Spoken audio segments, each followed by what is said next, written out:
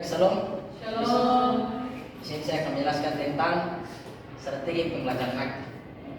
Strategi pembelajaran aktif adalah cara guru untuk mengajar siswa untuk berpikir secara aktif atau efisien dalam mengatasi suatu masalah.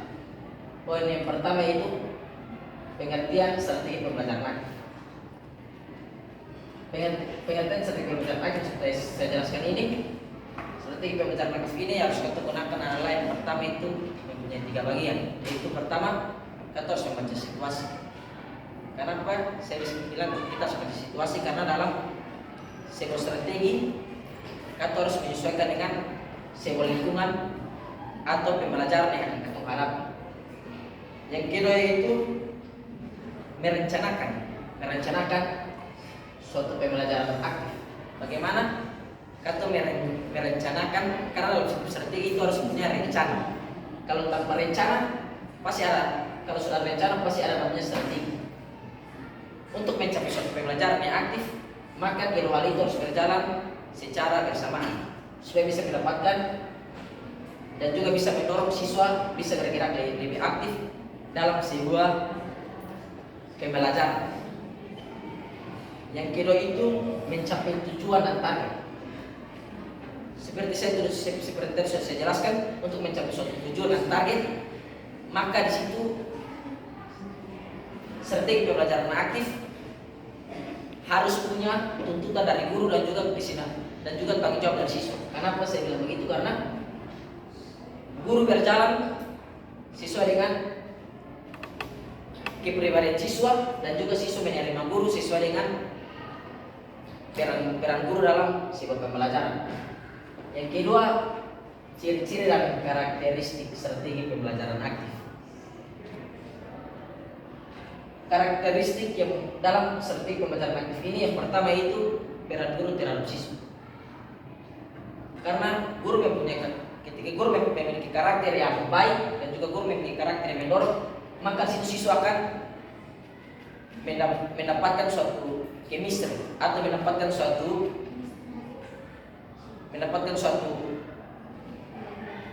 kesenangan atau mendapatkan suatu pengalaman sehingga bisa memahami setiap pembelajaran yang diberikan guru dan juga bisa mencapai pembelajaran yang lebih aktif. Yang kedua itu dari karakter yang kedua itu respon daripada siswa. Ketika guru sudah berperan, maka itu harus ada respon daripada siswa supaya bisa saling mendukung dalam sebuah pembelajaran aktif. Yang ketiga itu metode yang digunakan. Ini menjadi salah satu dalam karakteristik pembelajaran aktif ini sangat mendukung. Karena apa? Metode yang digunakan itu sangat penting dalam strategi pembelajaran aktif.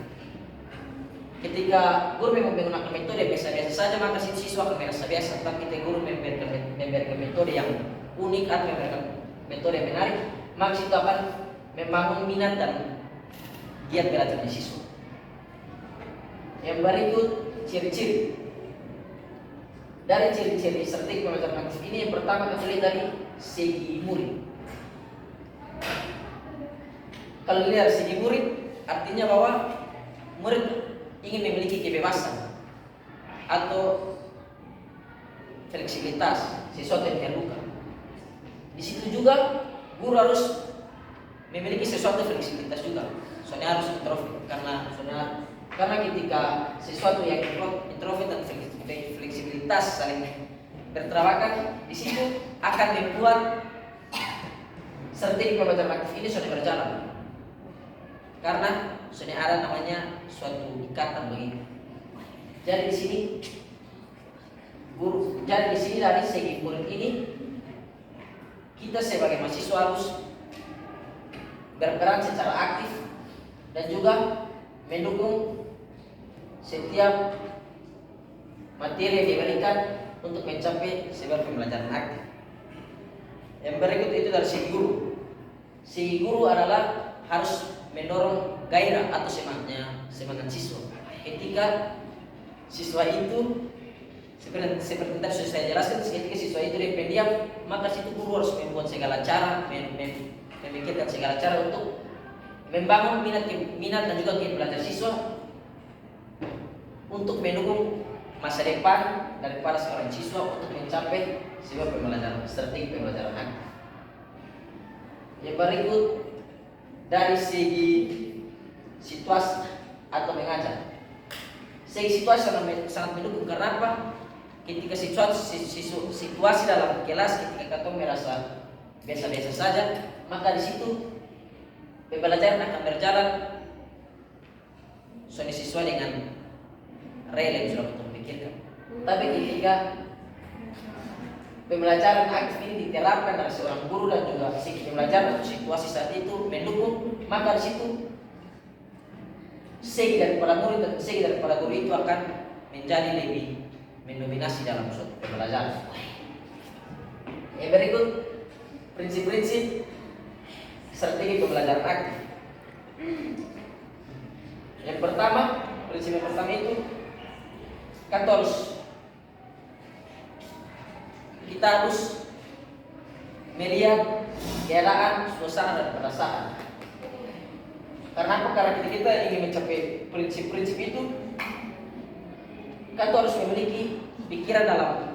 Kita harus memiliki pikiran dalam diri kita bahwa kita bisa mencapai segala sesuatu dan juga kita bisa mencapai suatu tujuan dengan usaha dan juga minat kita dengan dorongan dari seorang guru.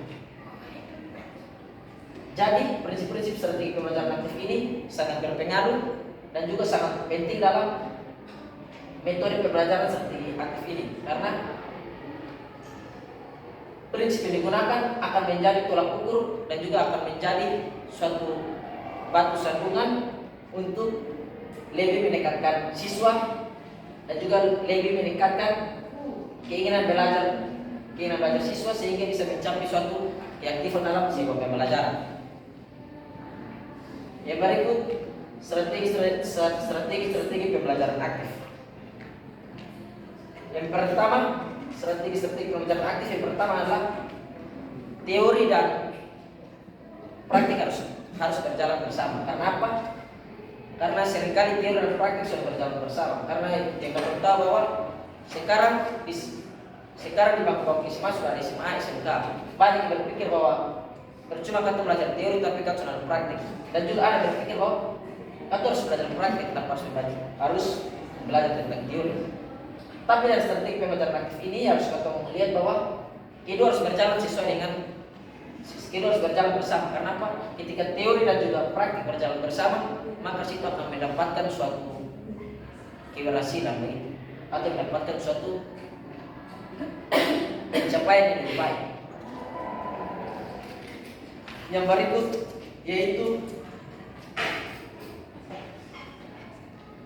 dan strategi pembelajaran aktif ini yang harus kita ambil yaitu strategi seperti tadi sudah saya jelaskan kita semua bahwa strategi sangat penting dalam kehidupan kita dan juga sangat kita dapat dalam kehidupan kita.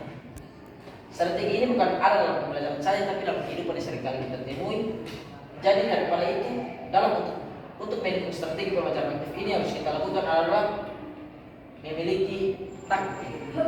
Kenapa sehingga kita harus memiliki taktik? Karena ketika untuk mencapai suatu pembelajaran yang aktif, taktik-taktik yang kita gunakan itu akan menjadi satu pendukung atau menjadi satu pendorong, menjadi satu motivasi untuk membuat siswa dan juga untuk membangun minat belajar siswa lebih tinggi. Dari strategi pembelajaran aktif ini, salah satu faktor yang mendukung adalah rasa percaya diri. Kenapa saya bilang rasa percaya diri? Karena ketika ada hal yang tumbuh dalam diri kita untuk ingin mengetahui segala sesuatu tentang hal yang kita ketahui, maka situ akan mendorong pikiran, minat, rasa ingin tahu kita untuk membangun sebuah jalan keluar atau membangun sebuah pikiran untuk kita bisa mencapai satu pencapaian atau tujuan yang lebih jelas. Jadi baik itu mungkin bisa saya jelaskan.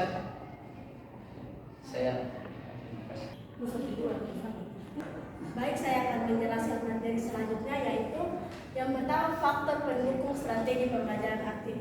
Faktor-faktor pendukung strategi pembelajaran aktif ini ada beberapa faktor. Yang pertama yaitu kemampuan seorang guru. Nah, kemampuan seorang guru dalam melihat situasi dalam kelas atau dalam melihat kemampuan dari seorang siswa itu sangat penting. Guru harus mengerti kepribadian seorang siswa. Jika seorang siswa ini contohnya dia seorang yang introvert atau penyendiri, maka di situ guru harus memiliki strategi dalam membantu siswa ini agar bisa berkolaborasi atau bekerja sama dengan teman-temannya. Yang berikutnya yaitu kemampuan guru dalam mengatasi situasi dalam kelas, di mana dia dapat mengolah proses pembelajaran agar siswa dapat terlibat aktif dalam proses pembelajaran. Yang kedua, faktor yang kedua yaitu sikap mental seorang guru. Nah, sikap mental seorang guru ini berhubungan dengan kemampuan seorang guru dalam menghadapi setiap perubahan-perubahan yang ada. Seperti yang kita ketahui, pada zaman sekarang dengan teknologi yang makin canggih, maka guru diharuskan agar bisa memanfaatkan teknologi-teknologi yang ada. Contohnya pada zaman sebelum-sebelumnya, mungkin guru menyediakan media-media pembelajaran itu seperti menyediakan gambar-gambar dan dibagikan kepada siswa-siswa agar siswa-siswi dapat mengerti pembelajaran. Nah, di zaman yang sekarang ini mungkin guru dapat memanfaatkan teknologi yang ada seperti menggunakan LCD atau menggunakan media pembelajaran lainnya. Faktor yang ketiga yaitu penyediaan alat peraga atau media pembelajaran di sekolah. Penyediaan alat peraga dan media pembelajaran di sekolah ini sangat mendukung proses pembelajaran menggunakan strategi pembelajaran aktif. Penyediaan alat-alat peraga atau media pembelajaran ini seperti penyediaan LCD, penyediaan seperti dalam penyediaan tempat print di sekolah agar ketika guru ingin memberikan materi, maka guru dapat menyediakan media pembelajaran yang pas untuk menjelaskan materi tersebut. Yang keempat yaitu kepustakaan yang lengkap, atau seperti yang kita ketahui setiap instansi pendidikan memiliki yang namanya ruang perpustakaan. Nah, ruang perpustakaan itu sangat penting dalam proses pembelajaran. Nah, strategi pembelajaran aktif ini menuntut siswa agar lebih aktif dalam proses pembelajaran atau siswa lebih berpotensi dalam belajar.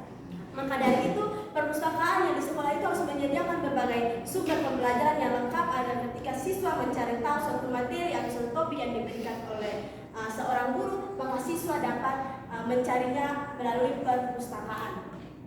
Yang berikut, materi berikut yaitu metode dalam strategi pembelajaran aktif.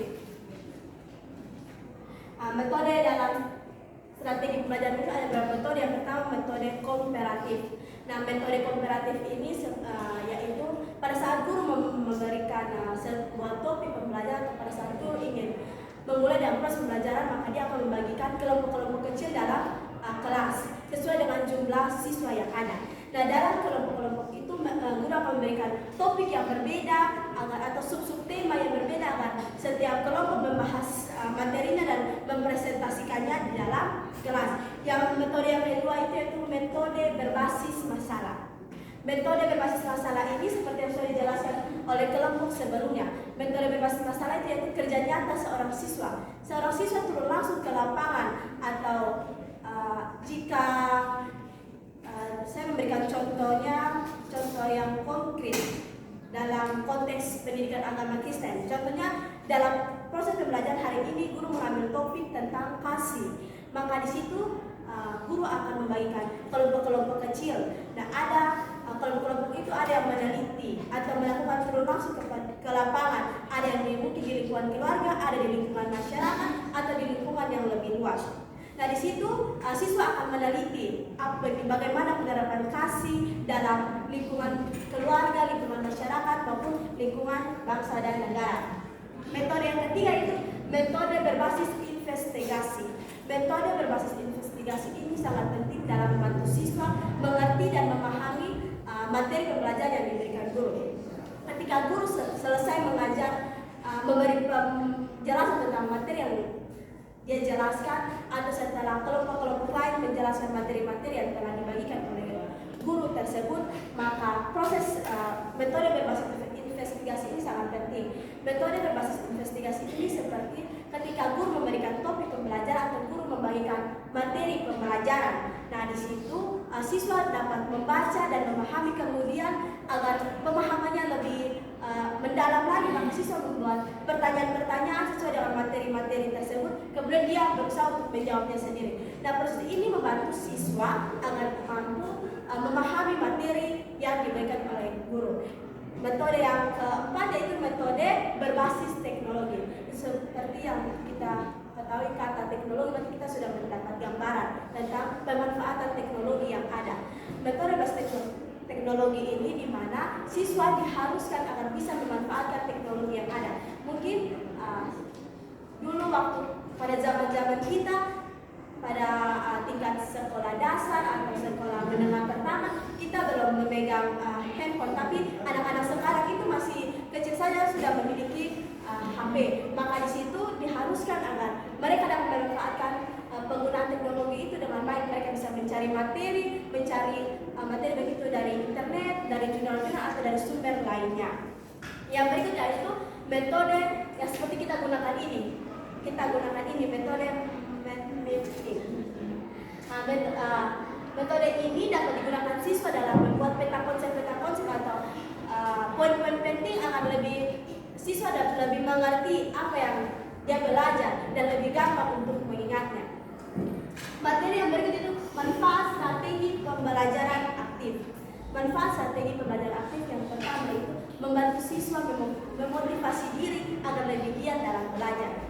Nah, seperti yang saya jelaskan sebelumnya, strategi pembelajaran aktif ini pusat pembelajarannya itu pada siswa. Siswa harus bisa mencari informasi, menggali materi-materi agar dapat menambah pemahamannya. Nah, meningkatkan motivasi belajar siswa di mana siswa tidak bergantung kepada guru saja. Jadi jika guru tidak ada dalam kelas, maka dia bisa belajar sendiri dan mencari materi-materi. Dan ketika dia mempelajari materi tersebut dia tidak mengerti, maka di situ dia bisa menulisnya atau menandainya agar ketika guru datang bisa menanyakannya kepada guru. Yang kedua itu meningkatkan keterampilan berpikir kritis dan kreatif. Meningkatkan keterampilan berpikir kritis dan kreatif ini merupakan manfaat dari strategi yang digunakan oleh seorang siswa dalam proses belajar.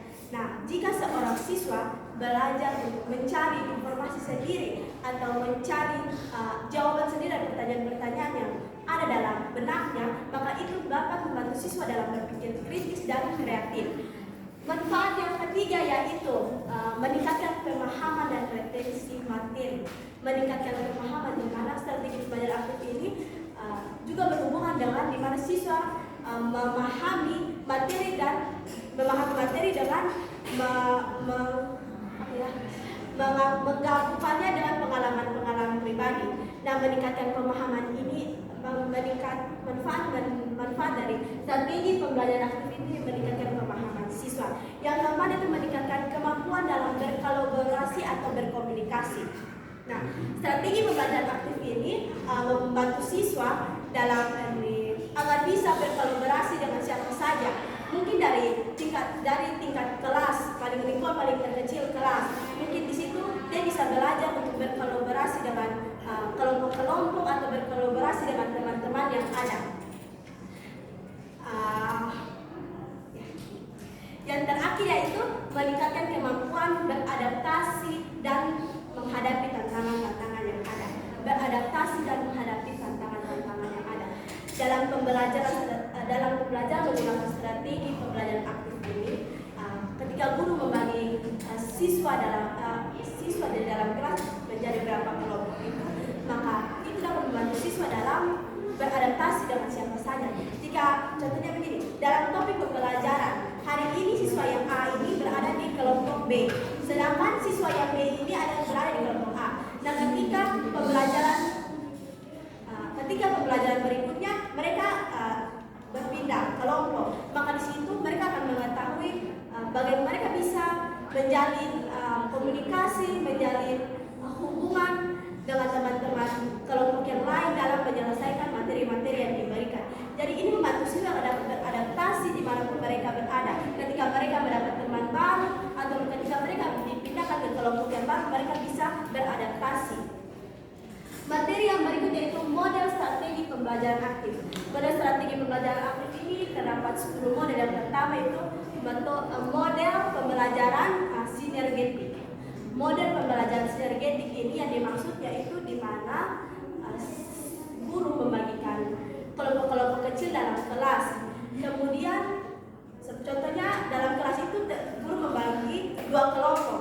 Nah, 2 kelompok ini membahas topik yang sama. Topik yang sama seperti saya memberikan topik penerapan, saya mengambil konteks pendidikan agama Kristen saja sesuai dengan basic kita, maka pendidikan agama Kristen ini guru memberikan topik penerapan, guru memberikan topik bagaimana sikap toleransi umat Kristen dalam beragama. Nah, 2 kelompok ini guru bagi dengan topik yang sama tapi metode yang berbeda. Nah, kelompok yang pertama ini menggunakan metode berbasis masalah. Maka di situ dia akan turun langsung ke lapangan. Dia akan melakukan penelitian bagaimana dia melihat sikap toleransi umat Kristen terhadap agama-agama lain. Sedangkan kelompok yang kedua ini guru menggunakan metode berbasis teknologi, di mana dia tidak perlu turun langsung ke lapangan, tapi dia mencari masalah-masalah yang terjadi di sumber-sumber berupa internet atau jurnal-jurnal. Yang kedua yaitu hard to sortir.